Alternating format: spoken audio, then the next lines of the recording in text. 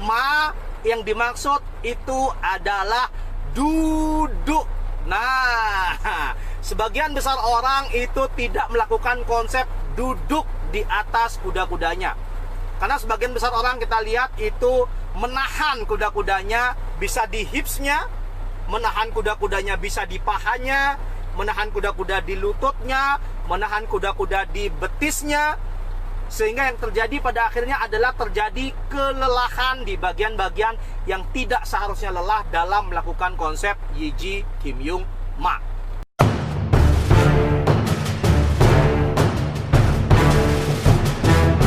Guys, ketemu lagi bersama saya di program My WSL Wing Chun Journey. Kali ini kita sudah pertemuan ke-19 guys. Jadi nggak kerasa bahwa kita sudah 18 kali melaksanakan My WSL Wing Chun Journey. Dan ini adalah pertemuan kita ke-19.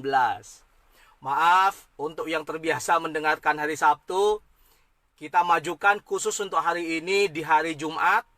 Karena kita tidak tahu Idul Fitri kita mulainya kapan. Atau kalau Idul Fitrinya mulai hari Minggu, maka hari Sabtu itu sudah pasti pada banyak sibuk untuk mempersiapkan Hari Raya Idul Fitri. Jadi khusus untuk pertemuan kali ini kita akan adakan di hari Jumat. Minggu depan kita tetap adakan di waktu dan jam yang sama. Oke guys, di pertemuan yang ke-19 ini kita akan membahas sebuah tema yang banyak ditunggu-tunggu oleh orang-orang, para Wing Chun lover yang ada di Indonesia. Jadi cepat masuk, cepat masuk.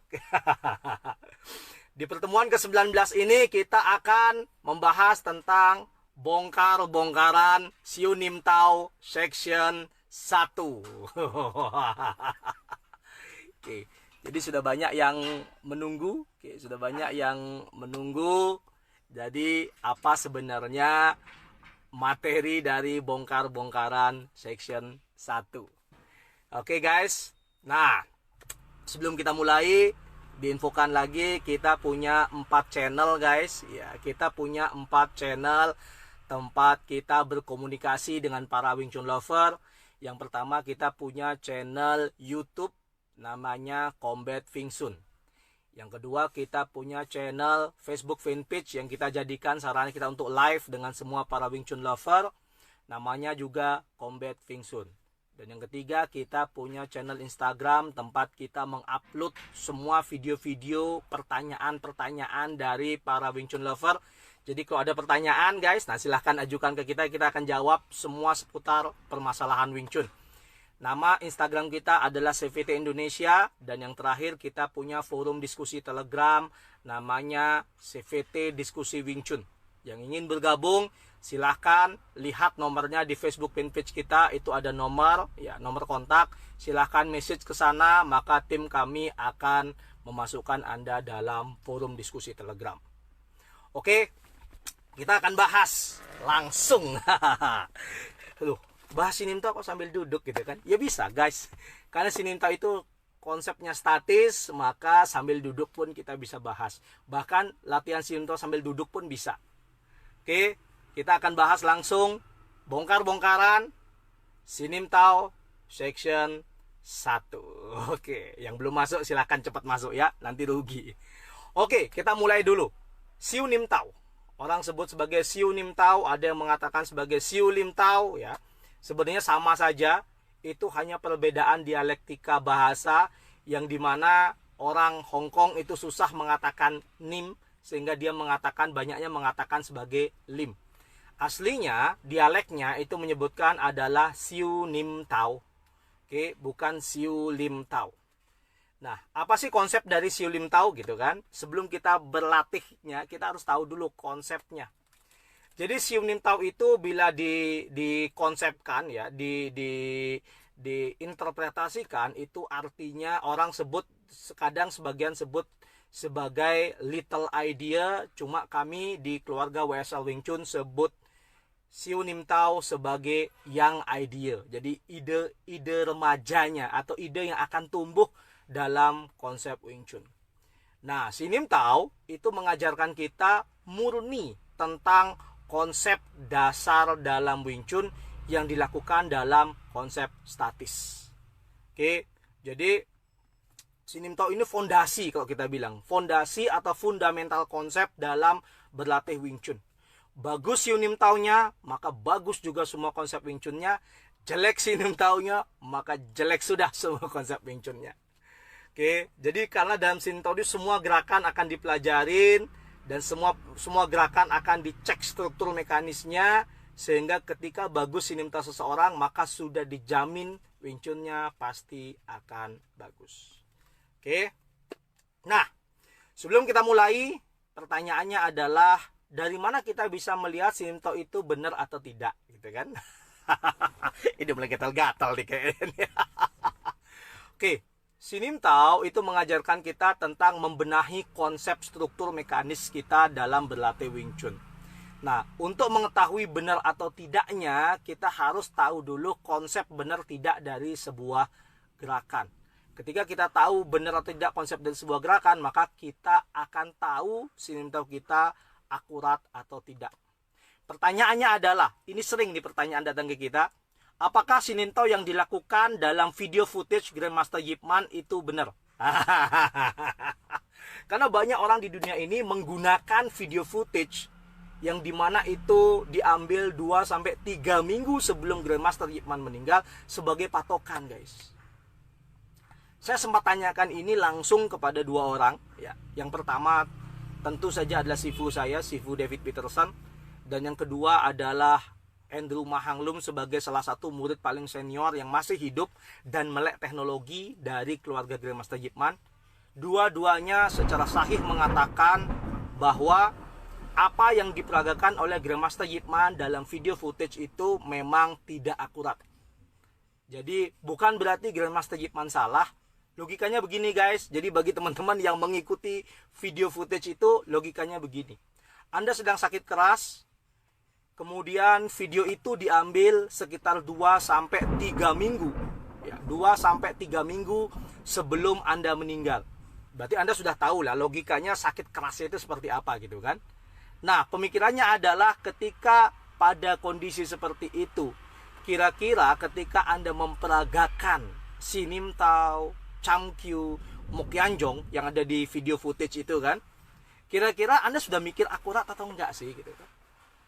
Ya, jadi itu logikanya, guys. Jika kalau ditanyakan dan dikoreksi, maka video footage itu banyak sekali kesalahan-kesalahan struktur yang dilakukan, bukan karena Grandmaster Yip Man salah, tapi karena pada saat itu memang kondisinya sudah tidak tepat untuk merekam. Itu hanya sebuah video memorial, guys. Itu video memorial, bukan video yang harus dijadikan sebagai rujukan. Karena sebagai orang mengatakan, ya kan Grandmaster Yip Man seperti itu gerakannya gitu kan. Nah, mohon jangan tertipu, guys. Itu hanya video memorial. Oke ya. Itu salah satu jawaban dari pertanyaan yang masuk kepada kita. Kita akan langsung mulai bongkar-bongkaran Sinim Tau Section 1. Sinim Tau Section 1 dimulai, ya silahkan menyimak Mas Suud. Kita wave dulu. Oke, Section 1 dimulai dari kita menaikkan dari bawah ini. Nih kalau kelihatan gini, kita menaikkan tangan seperti ini. Nah, seperti ini. Ada yang dari bawah langsung menaikkan tangan seperti ini. Ada yang ke depan dulu baru menaikkan tangan seperti ini. Manapun yang Anda lakukan itu sama saja, tidak jadi masalah. Itu yang pertama ya. Kemudian setelah Anda naikkan tangan seperti ini, Anda lakukan gerakan Yiji Kim Yung Ma. Oke, kita bahas satu-satu ya guys. Aduh, jangan gatal-gatal ya. Bongkar-bongkar. Gak, kita di sini mencoba memberikan pandangan pemahaman yang realistis tentang bagaimana seharusnya Sinim Tau dilakukan, guys. Oke, yang pertama adalah tangan naik seperti ini, itu fungsinya apa? Gitu kan? Tangan naik seperti ini, itu fungsinya adalah agar kita mengoccupy ya, atau membuat dua bahu kita ini, kita occupy kedua bahu ini sehingga dia bekerja. Jadi orang sebut salah kalau ketika kita fight seperti ini, kedua bahu kita ini tidak bekerja. Dua bahu ini bekerja dengan fungsi sebagai stabilizer, guys. Orang bahasa sebut stabilizer atau dia penyeimbang. Sehingga dengan tangan naik seperti ini fungsinya apa sih? Orang sering tanya kan, tangan seperti ini fungsinya apa sih dalam Wing Chun gitu kan? Dan banyak orang yang tidak menjelaskan karena ya memang gerakannya kayak gitu kan. Fungsinya ini adalah sebagai penyeimbang atau stabilizer sehingga ketika kita melakukan gerakan, badan kita bisa firm ke arah lawan. Sehingga ketika kita lakukan seperti ini, terus melakukan Yiji Kim Yuma seperti ini, maka badan kita murni melakukan konsep yang namanya Chiu Ying. Oke, konsep melakukan Chiu Ying. Sehingga bahu kita ini menjadi penyeimbang dan tidak bergerak. Dia hanya diam seperti ini dan sebagai penyeimbang. Karena apa? Karena kita akan lakukan dengan satu tangan kan guys. Melakukan dengan satu tangan. Beda dengan ketika kita seperti ini bahu kita ya, ini bahu kita itu sudah seimbang. Oke, sehingga ketika kita melakukan gerakan, maka dia tidak perlu dilakukan hal yang lain. Beda dengan ketika tangan seperti di bawah seperti ini guys ya, tangan di bawah seperti ini. Ketika kita seperti ini, maka yang terjadi adalah ini tidak bekerja. Pastikan dua bahu Anda selalu bekerja sebagai penyeimbang Chiu Ying ketika Anda melakukan gerakan. Itu yang nomor satu guys, fungsi A. Nah, fungsinya adalah penyeimbang dari konsep Chiu Ying yang kita lakukan. Sehingga ketika kita melakukan sebuah gerakan, maka badan kita akan stay firm di Chiu Ying-nya. Itu yang nomor satu ya. Section 1 berarti ada section selanjutnya gitu kan. Mas Rizky, section 1 itu saya dijelaskan sama Sifu itu hampir sekitar dari jam 2 siang sampai jam 10 malam. Jadi section 1 itu diajarkan kepada saya hampir 8 jam Mas Rizky. Dan saya harus menjelaskannya dalam waktu setengah jam. Luar biasa ya. Mungkin akan lebih sedikit. Oke. Itu yang pertama, bahwa tangan seperti ini maksudnya adalah kedua bahu ini harus bekerja sebagai penyeimbang satu sama lain. Sehingga orang yang bingung kenapa sih tangannya harus kayak gini, kenapa nggak biasa aja langsung tangannya lurus biasa di bawah terus seperti ini gitu kan. Itu fungsinya adalah sebagai penyeimbang. Oke, itu yang nomor satu. Kemudian kita bongkar gerakan yang kedua. Saya tidak bisa terlalu terlalu dalam, karena kalau terlalu dalam maka yang terjadi adalah kita akan habiskan 2 jam gitu kan. Atau bahkan lebih berikut dengan aplikasinya ya.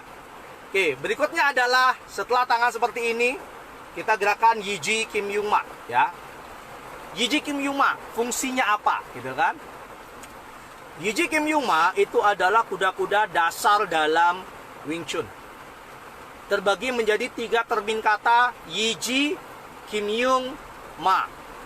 Yiji itu artinya adalah konsep literasi angka 2 dalam tulisan Kanton atau tulisan Mandarin.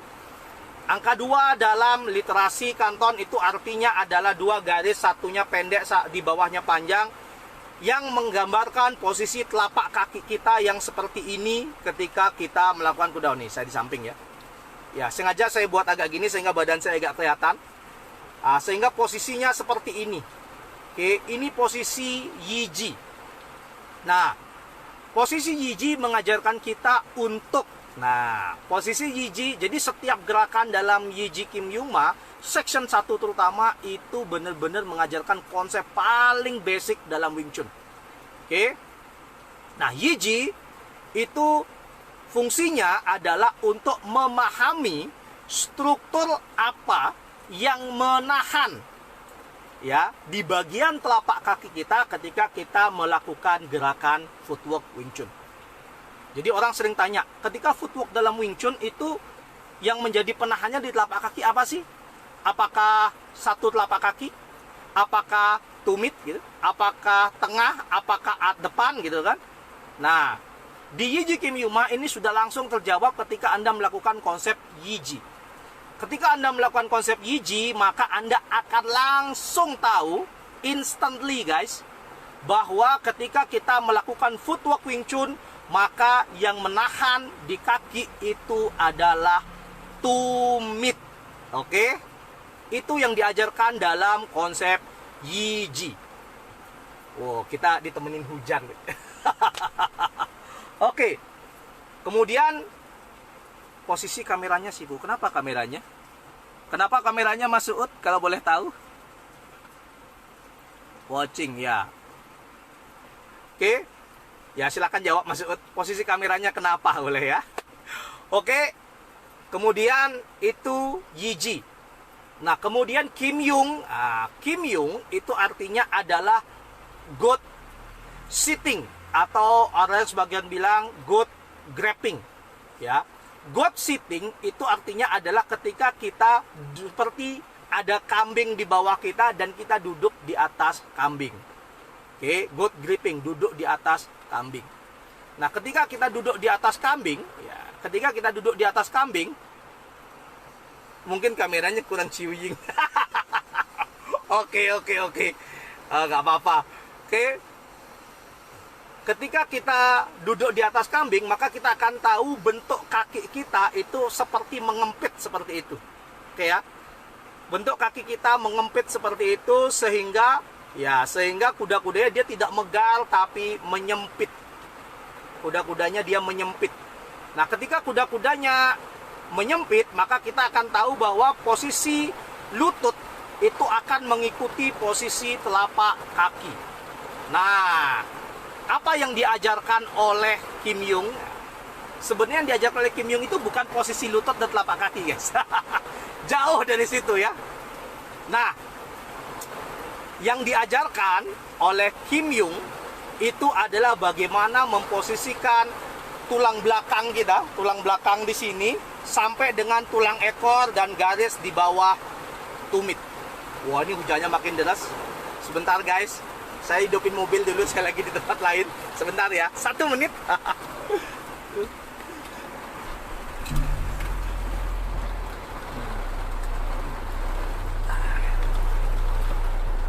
Oke. Biasa, tadi lagi di luar. Oke, kita lanjut ya. Posisi Kim Yung itu mengajarkan kita tentang bagaimana memposisikan tulang belakang sampai dengan tulang ekor dan juga ke tumit. Sebagian besar orang melakukan kesalahan dengan memasukkan tulang ekornya terlalu banyak, sehingga yang terjadi adalah badannya tidak tegak lurus dari tulang ekor, dari tulang belakang, tulang ekor, dan tumit. Oke. Nah, Kim Yung mengajarkan kita untuk memposisikan tulang belakang, tulang ekor, dan tumit. Di HP Anda terang di tengah ya. Tulang belakang, tulang ekor, dan tumit itu berada dalam satu garis. Oke ya. Itu yang diajarkan oleh Kim Yung. Sehingga pada akhirnya kita tahu bahwa kuda-kuda ketika kita berdiri ya, ketika kita stance itu, ketika kita stance, maka kita tahu bagaimana memposisikan badan atas dan badan bawah, sehingga pada akhirnya, nah, badan atas dan badan bawah ini bisa menjadi satu konsep yang disebut dengan badan. Karena ingat, Wing Chun itu ketika memukul, itu memukul dengan menggunakan massa badan. Ketika kita bisa menyatukan massa badan dengan menggunakan konsep yang namanya Kim Yung, maka nah, kita bisa memaksimalkan 100% massa badan kita untuk melakukan tabrakan ke arah lawan. Oke, saya coba perbaikin kameranya. Ada masukan dari Mas Uut. Sebentar, Mas Uut. Saya coba perbaikin dulu sedikit. Iya, oke, gini kali ya. Nah, ya mudah-mudahan sudah ciuying. Oke, itu Kim Yung. Kemudian Ma. Nah, banyak orang yang tahu Ma itu cuma kuda-kuda. Bukan, guys. Ma itu artinya duduk di atas kuda. Jadi yang disebut dengan Ma itu artinya adalah duduk di atas kuda. Sehingga ketika kita sudah melakukan Yiji, kemudian kita sudah melakukan Kim Yung, terakhir yang kita lakukan adalah Ma. Ma yang dimaksud itu adalah duduk. Nah, sebagian besar orang itu tidak melakukan konsep duduk di atas kuda-kudanya. Karena sebagian besar orang kita lihat itu menahan kuda-kudanya bisa di hipsnya, menahan kuda-kudanya bisa di pahanya, menahan kuda-kuda di lututnya, menahan kuda-kuda di betisnya.